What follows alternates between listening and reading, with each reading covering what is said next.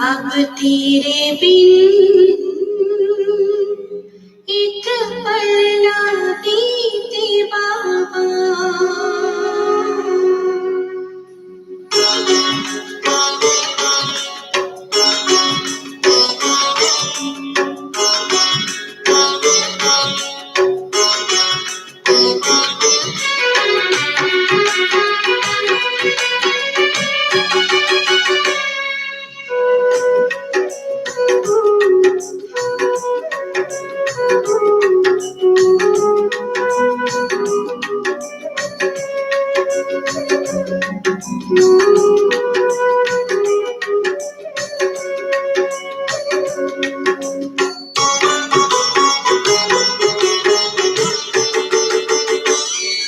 अब तेरे बिन एक पल ना बीते बाबा।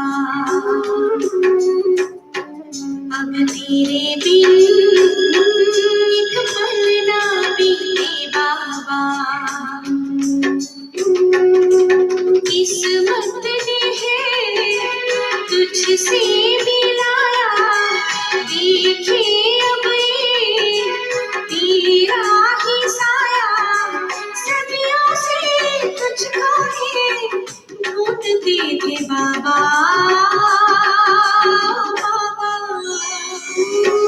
अब तेरे बिन एक पल ना बीते बाबा। अब तेरे बिन एक पल ना बीते बाबा।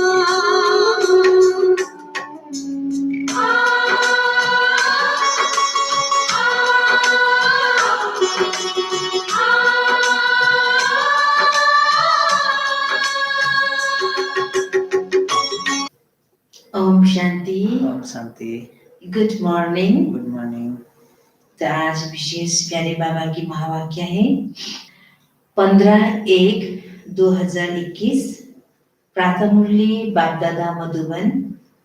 आज प्यारे बाबा कहते हैं, मीठे बच्चे, तुमने आधा कलर जिसकी भक्ति की है वही बाप खुद तुम्हें पढ़ा रहे हैं। इस पढ़ाई से ही तुम देवी देवता बनते हो। आज का प्रश्न है, योग बल के लिफ्ट की कमाल क्या है? तो उत्तर में, तुम बच्चे योग बल की लिफ्ट से सेकंड में ऊपर चढ़ जाते हो, अर्थात सेकंड में जीवन मुक्ति का वर्षा तुम्हें मिल जाता है। तुम जानते हो सीढ़ी उतरने में 5000 वर्ष लगे और चढ़ते हैं 1 सेकंड में। यही है योग बल की कमाल। बाप की याद से सब पाप कट जाते हैं, आत्मा सतो प्रधान बन जाती है।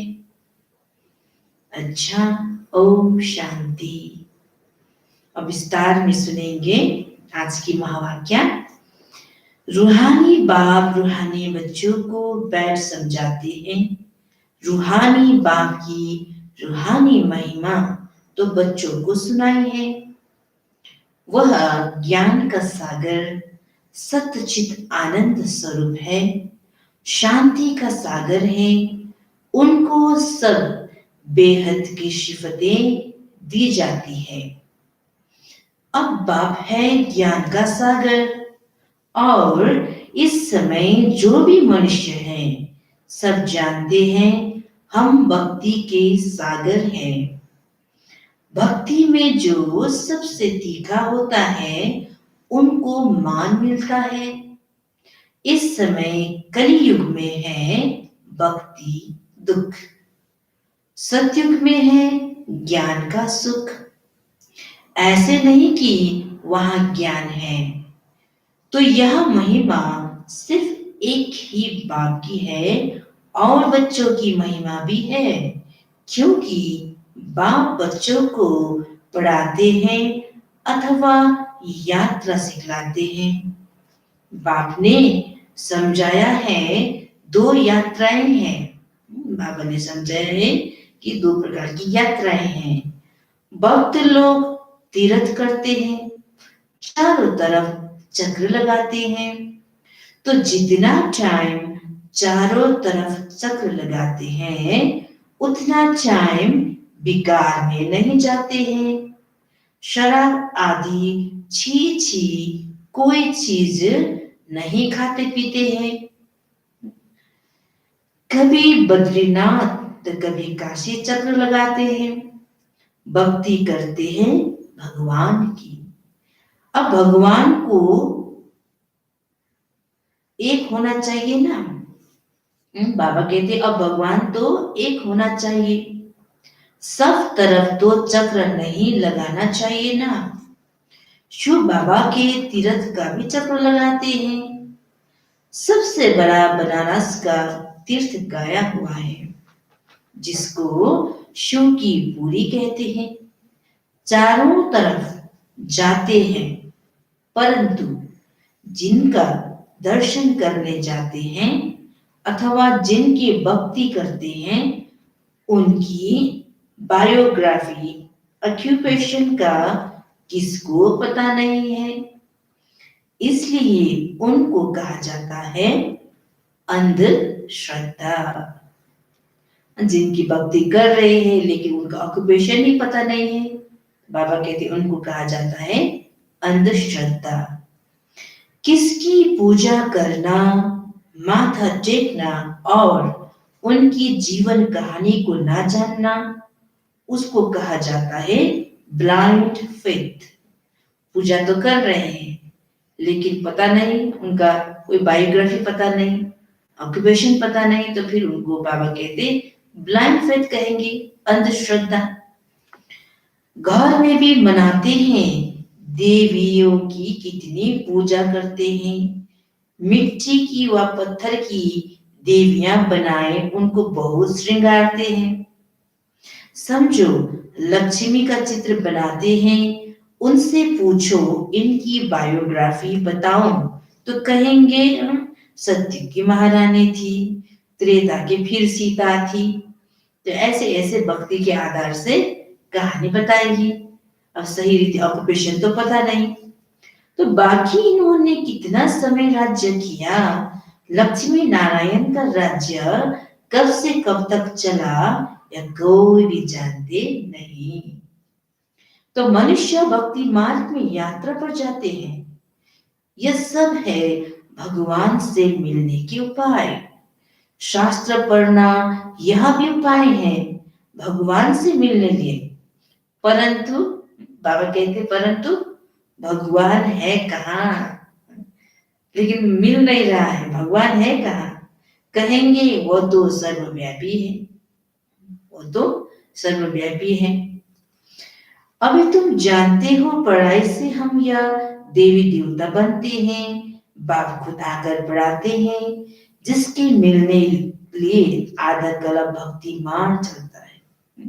तो अभी स्वयं वो परमपिता परमात्मा आके हमें पढ़ा रहे हैं, जिसको मिलने के लिए द्वापर से यानी कि आधा कलम भक्ति मार्ग चलता है।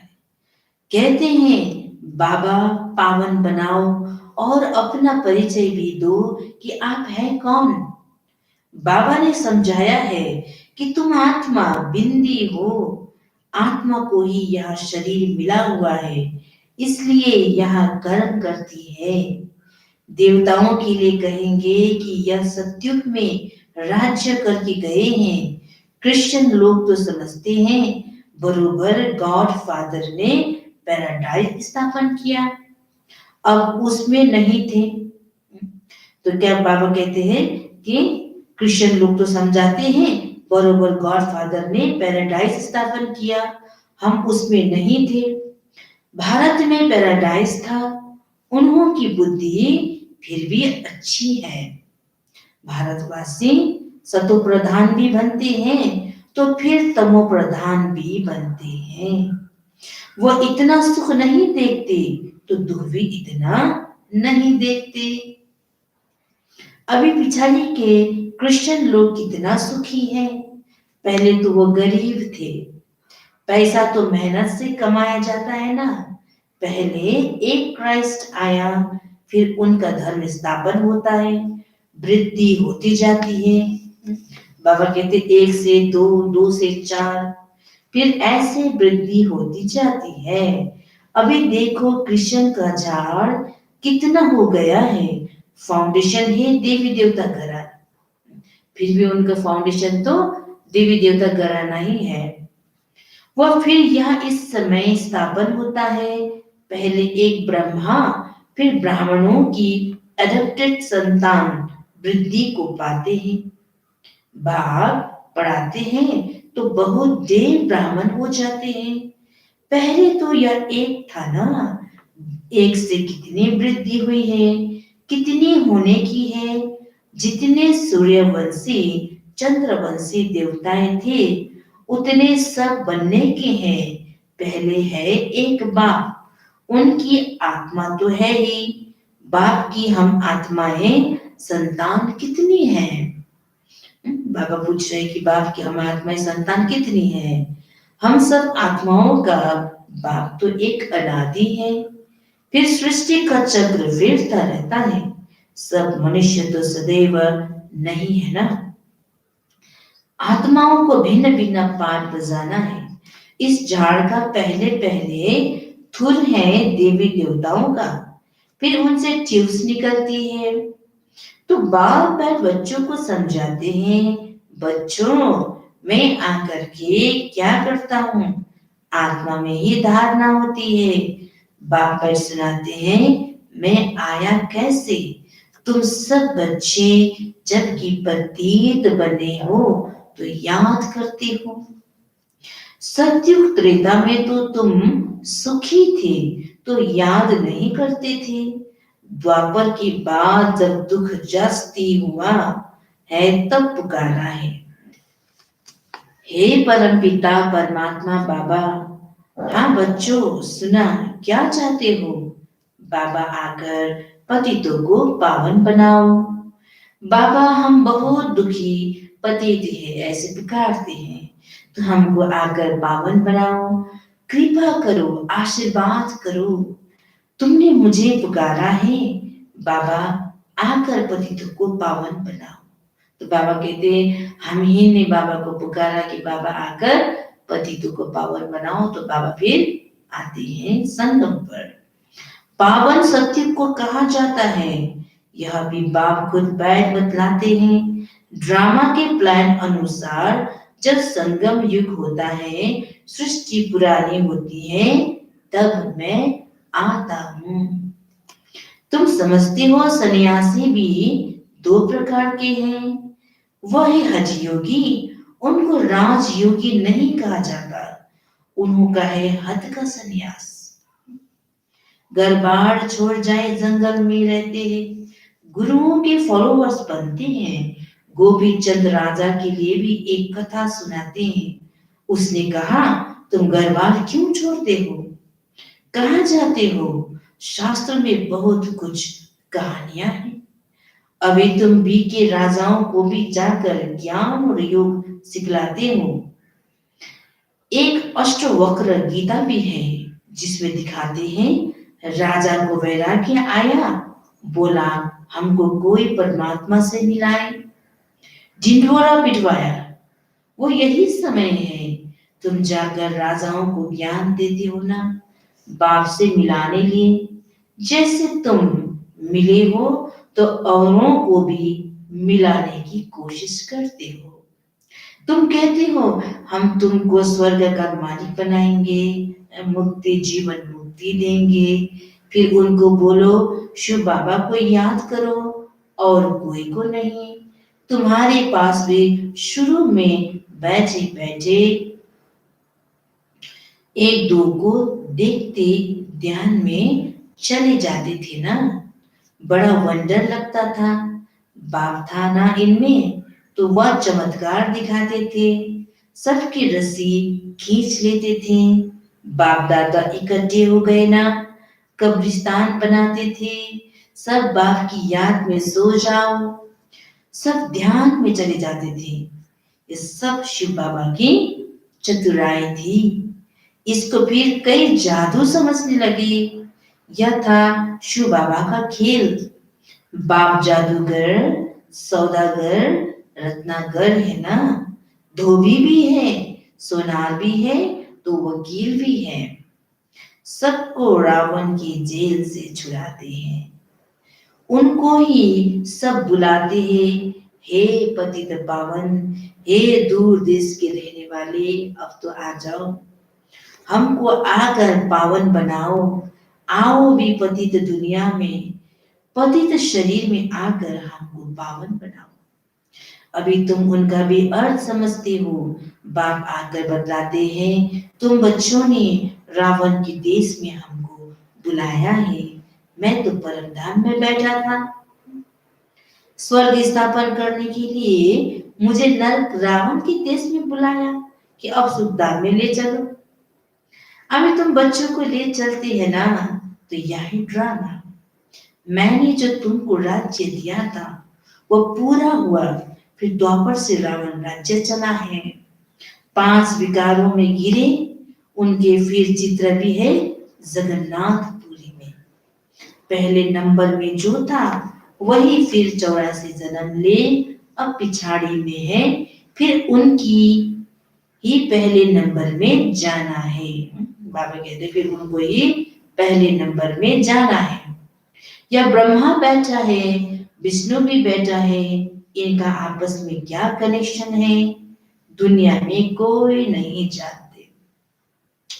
ब्रह्मा सरस्वती भी असुर में सतयुग के मालिक लक्ष्मी नारायण थे, अभी नरक के मालिक हैं। अभी यह तपस्या कर रहे हैं यह लक्ष्मी नारायण बनने के लिए। दिलवाड़ा मंदिर में पूरा यादगार है। बाप भी यहाँ ही आए हैं, इसलिए अब लिखते भी हैं आबू पर्वत। बाबा कहते आबू सर्व तीर्थों में, सब धर्मों की तीर्थों में मुख्य तीर्थ है, क्योंकि यहाँ ही बाप आकर सर्व धर्मों की सतगति करते हैं। तुम शांति धाम होकर फिर स्वर्ग में जाते हो, बाकी सब शांति धाम में चले जाते हैं। वह जड़ यादगार, यह है चैतन्य। जब तुम चैतन्य में वह बन जाएंगे तो फिर यह मंदिर आदि सब खत्म हो जाएंगे।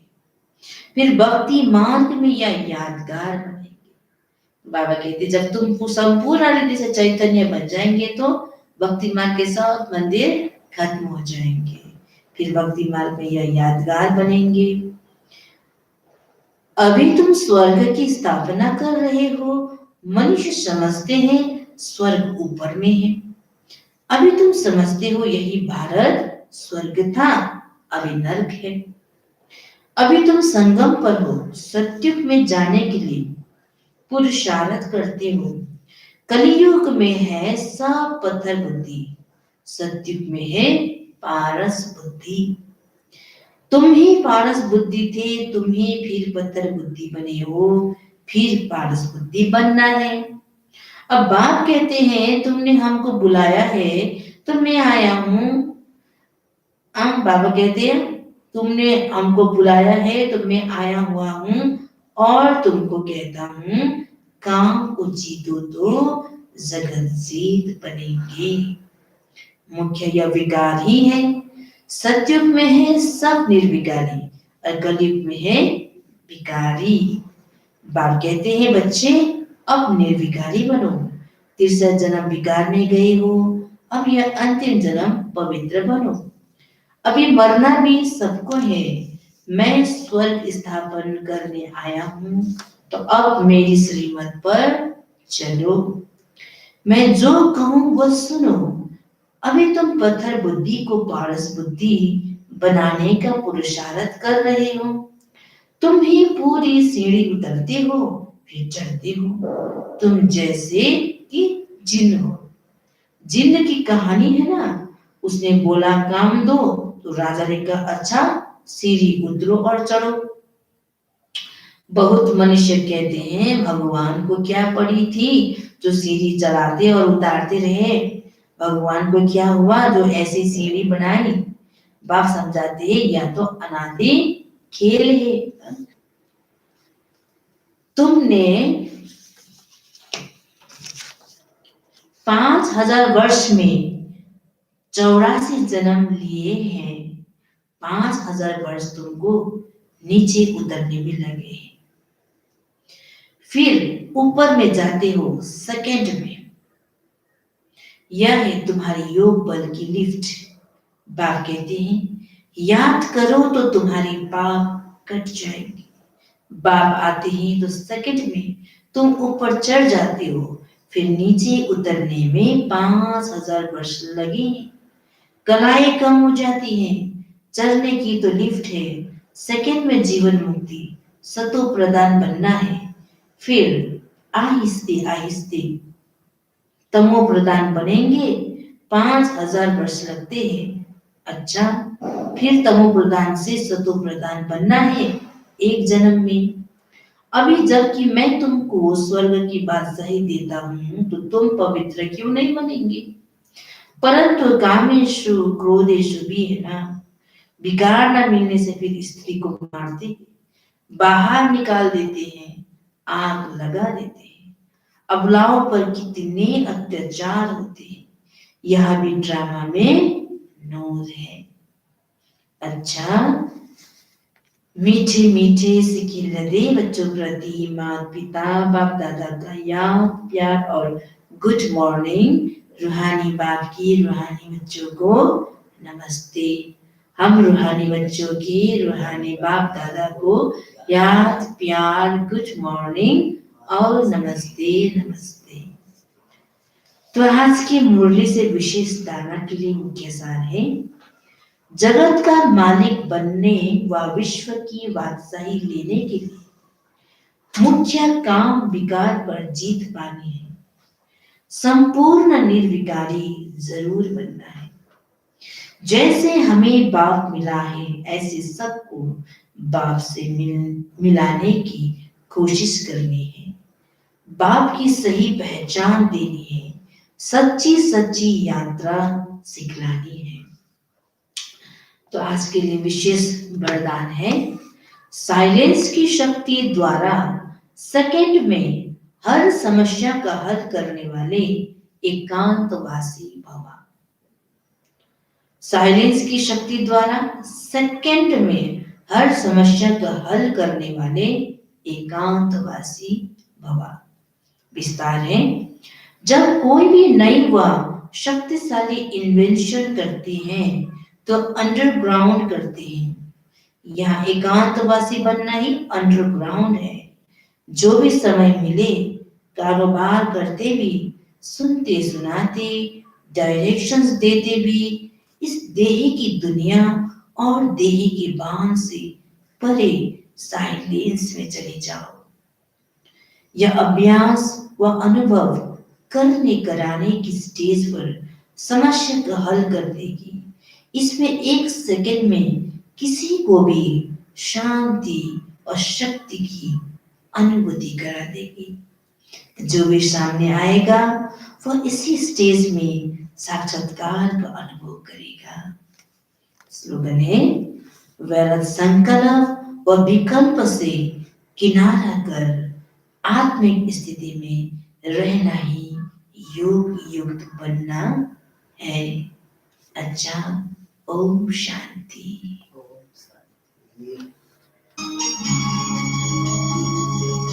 एक मेरा मन में जहां, एक मेरा मन में जहां,